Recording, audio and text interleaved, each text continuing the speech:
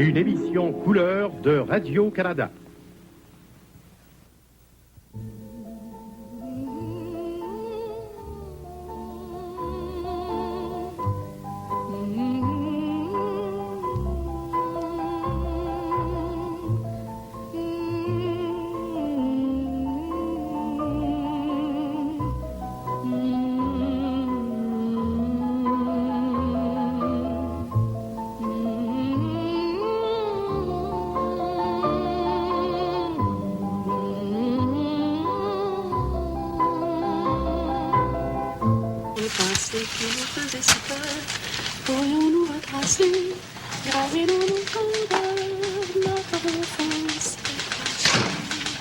Vous êtes là, Virginie? Oui, je vous ai de l'ordre, comme vous m'avez demandé. Vous avez l'air de bonne humeur, c'est effrayant. J'ai aucune raison d'être triste. Bien chanceuse. Moi, j'aurais 10 000 raisons de tout ça que ça, là. Déjà 4 heures d'affilée à écouter Hector lire des rapports, c'est pour rendre un gars moitié fou. Au lieu de me lancer en affaires, j'aurais dû devenir curé, j'aurais moins de problèmes. Est-ce que je peux vous aider?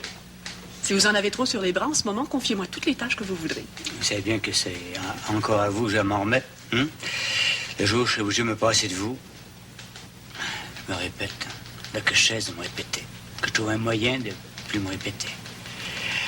À quelle heure je vais rencontrer votre papa, là? Vous aviez convenu de 5h30, je pense. Ouais, ça vient vite, ça vient trop vite. J'ignore toujours ce que vous avez à lui dire, mais j'insiste pas pour le savoir. Quoi qu'il en soit, arrangez-vous pour le laisser parler et dites comme lui, il va être heureux. C'est pas mon genre de rendre les gens heureux d'habitude. Vous allez dire une sottise. Ouais. Et nos architectes devaient nous faire parvenir leur maquette, c'est arrivé? Non. Voulez-vous me rappeler des engueulés cet après-midi? Vous avez des nouvelles de nos assureurs? J'ai rien vu dans le courrier à ce sujet. Même chose que pour les architectes, on va leur dire 2-3 mots bien sentis, puis ils vont se grouiller. Le bilan de la maison Bienvenue a été préparé? Oui, le rapport financier a été mis à la poste ce matin. Bon, reste Québec. Québec à régler. Ça va pas là-bas? Hein, ça va plus. Donc, il faut faire une enquête et Hector vient de m'en donner les résultats, là. Et puis? Notre homme de confiance, Virginie, notre homme de confiance que nous avions placé à la tête du bureau, a détourné pour 8 000 $ de revenus en 6 mois. C'est ce qui explique que les affaires baissaient là-bas. Il y a eu enquête, il a senti la soupe chaude, il est disparu. Il va falloir le remplacer par une personne fiable et compétente qui va remettre de l'ordre dans tout ça. Vous avez songé à quelqu'un? Hector et moi, on a décidé que... On va dire rien, mais c'est une affaire qui presse. Nous avions pourtant pris toutes les précautions possibles, vous vous souvenez? Bien, je me souviens, Virginie. De tout, mais j'ai jamais pu oublier. Moi non plus. C'est une période qui a eu de l'importance dans ma vie. Et je n'y pense jamais avec tristesse. Probablement parce que les beaux moments que j'ai connus étaient plus nombreux que les autres. J'ai jamais été fort en religion. Je me demande ce que j'ai fait au Tout-Puissant pour qu'il place un ange à mes côtés. Oh non, il n'y a pas d'ange sur la terre. Il y a seulement des gens qui cultivent la manie de vouloir comprendre les autres. Probablement parce qu'ils n'ont pas assez d'imagination pour se contenter d'inventer leur propre vie. Si le père avait les qualités de la fille, ça faciliterait dans les choses. Cessez donc de grogner contre un homme que vous connaissez mal. Et puis comptez-vous chanceux. Parce que la fille pourrait bien avoir les défauts du père. Ça, des fois, je le souhaiterais. Vous savez jamais ce que vous voulez. J'ai moi aussi sévèrement que vous voulez, mais je suis sincère en ce moment. Je n'ai jamais été aussi sincère. Chaque jour, nous nous retrouvons, Virginie et moi, et chaque jour, nous nous regardons souffrir davantage. Ça pourrait durer encore longtemps. J'ai un coin de dur, je peux encaisser. Mais elle, votre fille, elle n'a pas mérité ça.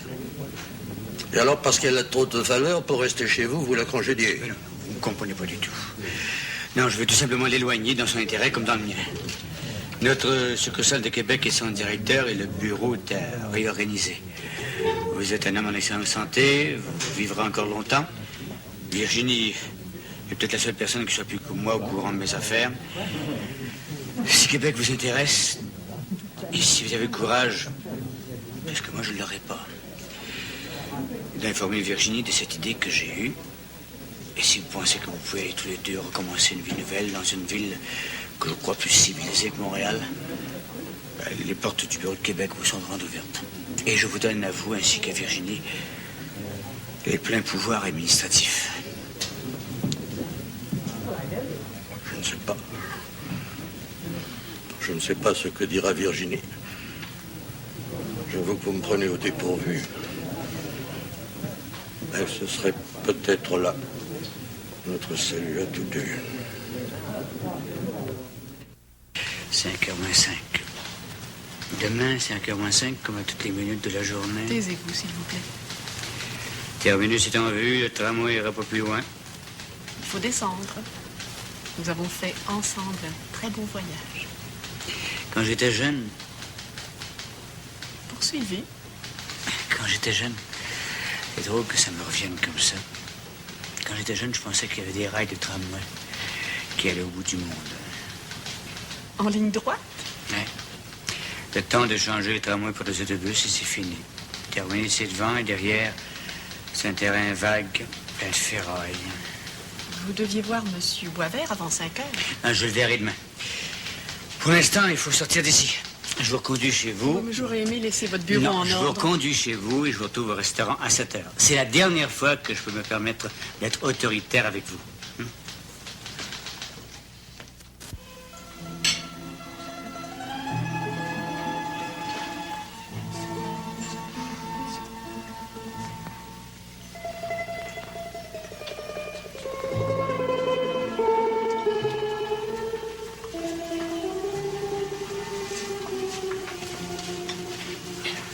La même chose que monsieur, s'il vous plaît. Je lui fais toujours attendre. C'est ma façon à moi de ressembler aux autres femmes. C'est ridicule de garder l'heure quand il nous reste si peu de temps. Quand je serai à Québec... Ne me parlez pas de Québec, je vous en prie. Non, il le faut. Quand je serai à Québec et que mon père m'invitera à dîner dans un restaurant, je me rappellerai les belles soirées que j'aurai passées avec vous, les beaux souvenirs que vous m'aurez laissés. Vous ne pensez pas plutôt à m'oublier, Virginie? Et pourquoi? Au cours des années, j'ai appris à vivre avec ma mémoire. Ma mémoire, c'est comme un livre de légendes, d'images colorées. Les heures, les jours, les saisons, tout y demeure. Rien ne peut périr des instants que j'ai aimés. Je peux voyager à ma guise dans mon enfance, dans ma jeunesse. Je peux remonter le temps jusqu'aux sources de mon passé, revenir dans le présent et voir arriver l'avenir comme une longue suite d'instants privilégiés qui raniment sans cesse en moi l'espoir et l'amour de la vie. Oh, soyez pas triste, s'il vous plaît, ce soir. Soyez pas triste. Non, je ne suis pas triste, même si je n'ai pas comme vous le pouvoir de réinventer ma vie.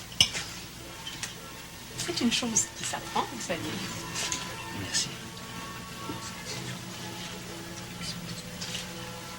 À vous. À vos ambitions d'homme. À votre réussite. Mes ambitions, vous les emportez avec vous. Vous l'avez voulu ainsi. Et c'est très bien. Pour nous, il y avait une solution à chercher. Il n'y en avait qu'une seule. Vous l'avez trouvée à temps. Mon père sera très heureux à Québec. Là-bas, il trouvera un nouveau rythme de vie qui conviendra beaucoup mieux à son état d'esprit. Je le vois déjà trouver une sérénité qu'il n'a jamais vraiment connue. Nous irons au théâtre, au concert, nous ferons de longues promenades dans les vieux murs de la ville. Vous verrez, vous verrez. Quand nous serons confortablement installés, nous ne voudrons plus jamais quitter Québec. Vous voyez, Virginie, vous m'oublierez. Mais non, je vous ai dit tout à l'heure que ma mémoire était tenace. Pour le restant de vos jours, ça vous sera suffisant? Quand tout s'effacera, j'aurai plus qu'à m'effacer, moi aussi. Non, vous ne répondez pas vraiment à ma question. Oui, je sais. Il y a un manque dans ma vie. Une absence. Je suis et je resterai à jamais une femme qui n'aura pas eu d'enfant. Vous n'avez pas de fils, ni de fille. Mais l'amour qui est en vous le plus grand de la terre.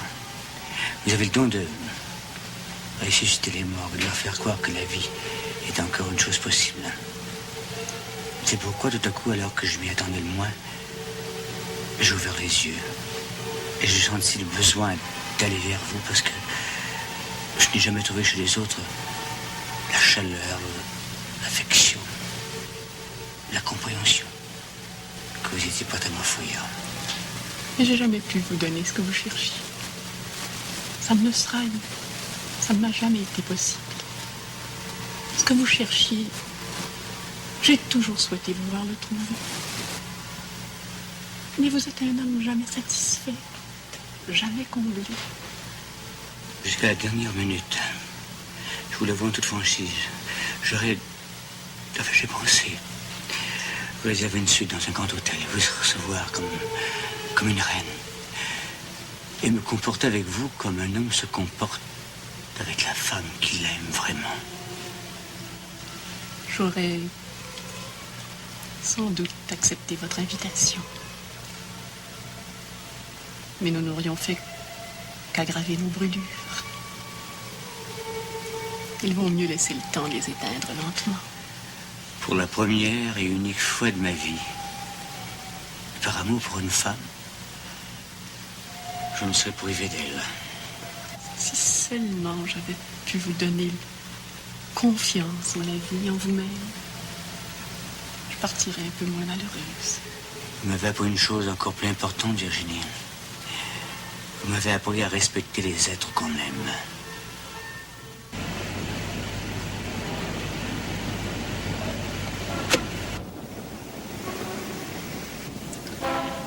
C'est comme un grand tapis de lumière. Vous trouvez pas? Oh, quelle soirée merveilleuse. Vous n'avez pas froid? Non, je suis bien avec tout ce vin que vous m'avez fait boire. J'ai l'impression d'être au paradis. Puis d'ailleurs, ça doit être ça, le paradis. Je crois pas que ce soit plus beau. Quand j'étais jeune... Mais continuez.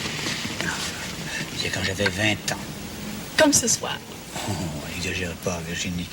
Je vous parle d'une chose tellement lointaine. Comme ce soir. Vous avez 20 ans ce soir.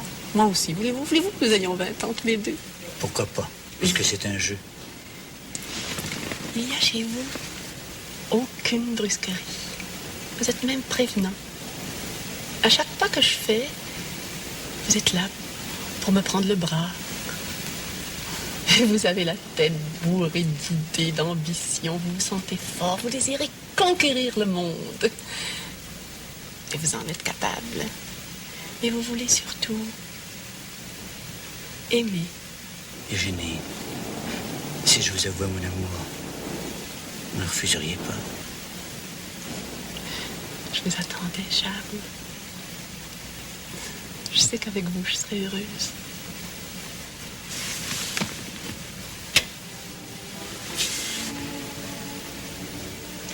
C'est gentil de m'avoir invité à ce concert. D'habitude, j'y viens avec une amie. Mais c'est pas la même chose. L'air est bon. On est bien. Virginie, je vous aime. Je voudrais le dire, crier très fort que le monde entier sache. Non. Taisez-vous. Taisez-vous. Laissez la musique s'exprimer d'elle-même.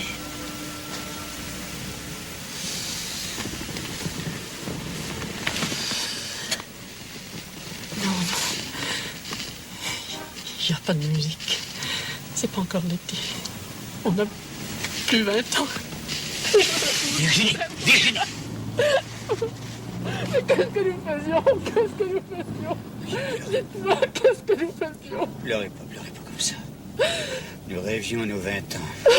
Que c'est bête, que c'est idiot de se faire tant de mal.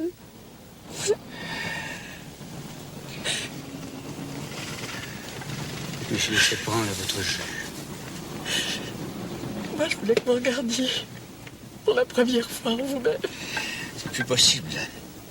J'ai plus de temps. Je vous demande pardon. Nous n'aurons plus jamais l'occasion de recommencer. C'est moi qui vous demande pardon. Pardon d'avoir raté ma vie, d'avoir pas su vous trouver quand c'était encore temps. Ramenez-moi à la maison, s'il vous plaît. Nous ne jouerons plus jamais à ce jeu. Je sais maintenant pourquoi j'ai raté ma vie. Si c'est encore possible, je vais tâcher de sauver les dernières miettes de fierté qui me restent.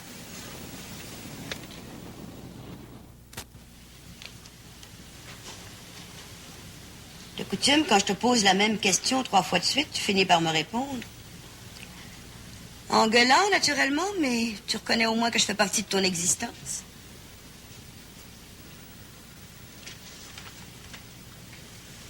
que t'as?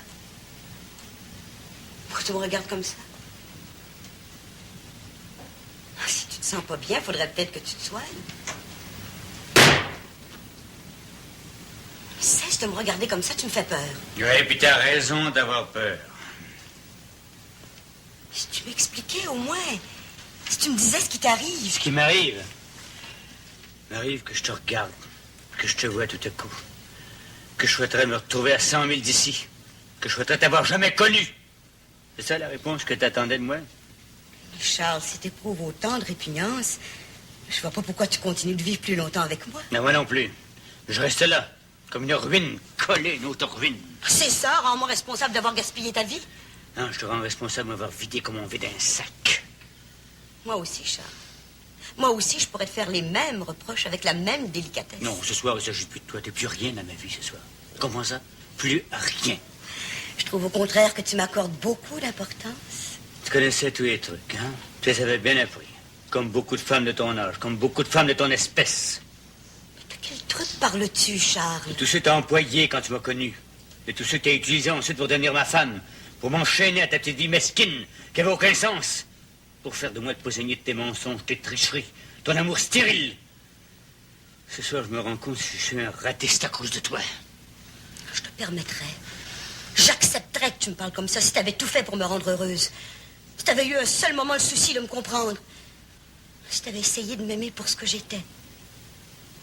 J'ai peut-être mal joué mon rôle de femme, Charles. Mais rappelle-toi aussi que t'as rarement agi comme un homme avec moi. Eh, peut-être. Peut-être ça, c'est peut-être tout vrai. Mais maintenant, je peux pas. Je pourrais jamais oublier que j'ai perdu ma vie à cause de toi. Oh, tiens, je vais me coucher dans la chambre d'amis parce que ce soir, plus que jamais, je me sens étranger dans ta maison. C'est pas ma maison, comme tu dis. C'est la maison que t'as fait construire pour mettre tes propres faillites à l'abri du regard des autres. Pour farder l'existence absurde que tu m'obliges à mener depuis 20 ans. Si je suis longtemps près de toi, je pourrais pas m'enlever de la tête l'idée qui m'est venue tout à l'heure. Quand je t'ai vu tendue dans ton lit comme une femme mollasse et satisfaite. Quelle idée? Celle de serrer ta gorge entre mes deux mains et te tuer. Parce qu'un jour, t'as balayé mes 20 ans comme si c'était des ordures de cuisine. Au fond, moi-même, c'est ça que j'arrive pas à te pardonner. Charles! Écoute-moi, Charles! Oh, tu pourrais au moins m'écouter, moi aussi. Parce que moi aussi, j'ai déjà eu 20 ans. Et ça fait déjà longtemps que tu m'as tué.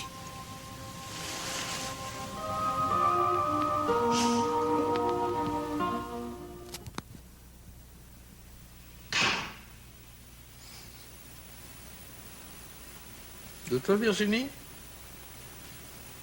Virginie, est-ce toi?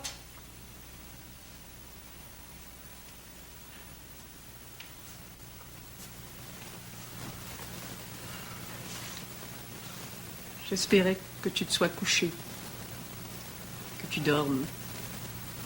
Je savais bien que ça m'était impossible, que je ne pourrais pas. Le temps est bon dehors. Vente un peu décoiffé. Je t'ai préparé du café, je n'ai qu'à le mettre réchauffer. Non, c'est pas nécessaire. J'ai pas besoin de café. J'ai besoin de rien. Seulement de retrouver mon souffle, c'est tout. Ben, tu peux quitter ton manteau. Oui, papa. La ville a beaucoup changé depuis 10 ans. T'appelles pas ça une ville. Ce n'est plus qu'un immense chantier de construction. Non. C'est une ville. C'est une ville. Tu me parais fatiguée, Virginie. Oui. Je pense que je le suis un peu, papa. Mais si tu savais comme je me suis amusée ce soir, si tu savais comme je me sentais jeune, comme j'avais envie d'être heureuse. Comme tu joues mal la comédie. Mais non. C'est beau savoir que je suis une vieille fille. Ça m'empêche pas de pouvoir être heureuse. Nous avons bu des martinis. Très secs. Et puis, du vin. Et puis un cognac. Tu crois que je pouvais me faire encore des soucis. D'ailleurs, j'ai rarement des soucis, j'ai jamais de soucis. C'est vrai, papa. Je sais qu'il y a beaucoup de gens malheureux dans le monde. Et je vois pas pourquoi je me ferais des soucis quand je sais que j'ai tout pour être heureuse. C'est comme toi, papa. Toi aussi, comme moi. T'as aucune raison de te plaindre.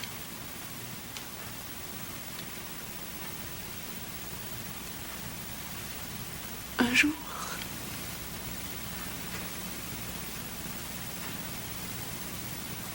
il était une fois, en ce temps-là,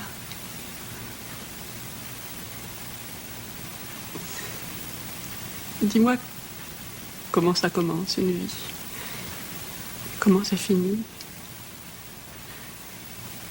Dis-moi, papa, t'as déjà aimé, toi? Dis-moi ce que c'est, l'amour. Est-ce que c'est une chose qui apporte la joie? Ou bien si c'est une chose qui rend triste? Ou qui fait très mal? À l'endroit où on a l'impression d'avoir un cœur? Je te pose une question, papa. Papa, je te pose une question. Oui.